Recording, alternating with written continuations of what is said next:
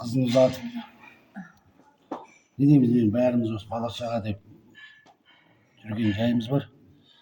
Сол қызымыз барған жерде бақытты болсын, дені сау болсын. Үлкен қыз барған жерде бақытты боламын емес, бақытты қыламын деп сол ел жұртын сөйтіп баратқан ғой. Онда бақытты қылсын, жақсы құдалардан болсын, құда 1000 жылдық, күйеу 100 жылдық болсын, тек жақсылық болсын.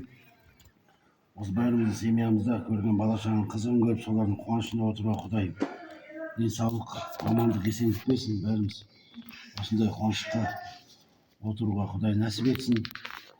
Тек жақсылық болсын. Бәрің келдіңдер, ат терлетіп алып Алматыдан. Сендердің де осындай қуаныштарында отыруға Құдай нәсіп етсін. Аман болайық. Сол бала-шағаның жақсылығында, қуанышында отыруға Құдай нәсіп етсін. Тек жақсылық болсын, қуаныш болсын. Ары қарай әйелін сөйлеп қойшы.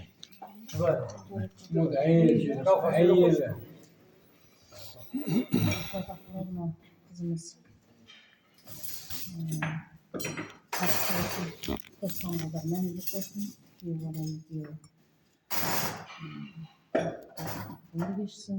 Алдағы үлкен әжелердің, апаларының, әке-шешесінің тілегін берсін. Біздерде шүбірді болсын. Ауырмасын, және қызығына ойнап күліп жүре берейік. Пәндеріңе денсаулық тілеймін. Көрген бала-шағаның қызығын көріп, әр үйде осындай дастархан жайылып, той-думанда отыра берейік. Қыз ұзатып, келін түсіріп, денсаулық болсын. Ауырмаңдар, главное денсаулық дейді. Қалған сатып аламыз, сатып алмасақ тартып аламыз дейді. Қызымыз бақытты болсын, жыламасын. Al alındır.